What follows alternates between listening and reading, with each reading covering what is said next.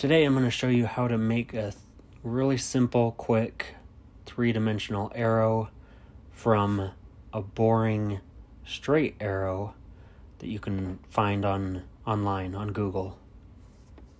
So to start, I just went to Google, typed in arrow, found this arrow right here.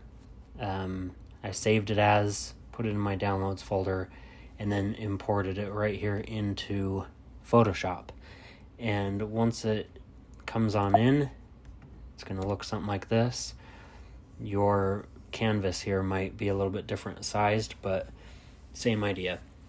So the first thing you want to do is, well, first of all, if I shut off my white background layer that I've got, the actual arrow is a white square with the red arrow in the middle. We don't want that.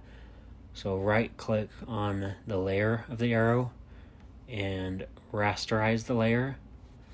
Then we're going to grab our magic wand here, click on the white, delete. So we just want it to be the arrow. Otherwise this won't really work very well. So the next thing we want to do is Control T or Command T, and then right click on warp, and then grab this corner here and just play with these a little bit, make it look how you want it. For me, I think just a little bit of curve to it, something like that works. So hit enter, then Control T again, and right here we're going to hold Control again and then click on this corner, and you can see that it's just kind of skewing this kind of three-dimensionally, really. So if I pull it down to about right there and hit enter, it looks like this part of the arrow is closer to me and that part's further away. That's what we want.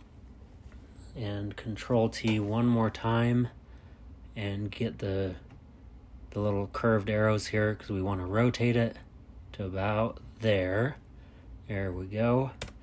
And now you've got an arrow pointing down to whatever you want it pointing to. In this case, I put this text here, check this out.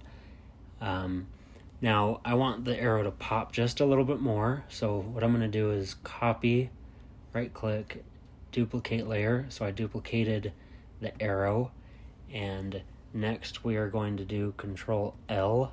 That brings up levels. I'm going to take the output level, bring it all the way down so that arrow layer turns black. Then we're going to move that layer underneath the red one. And then using the directional arrows, I'm going to bring this one down, maybe go to the left a little bit, maybe up just a little bit more. There we go. So you can kind of play around with that, and it looks like there's a shadow underneath the arrow and it's kind of floating there, and that's pretty much it. Pretty straightforward.